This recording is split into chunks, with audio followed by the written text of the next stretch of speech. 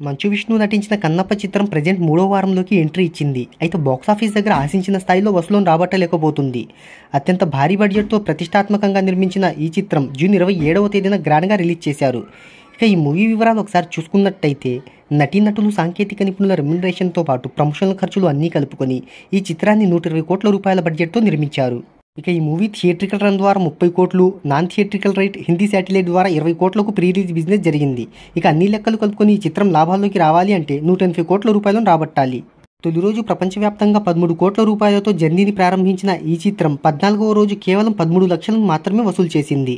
మూడో వారంలోకి ఎంట్రీ ఇచ్చిన ఈ చిత్రం 15వ రోజు కేవలం 5 లక్షల నెట్ను మాత్రమే వసూలు చేసింది.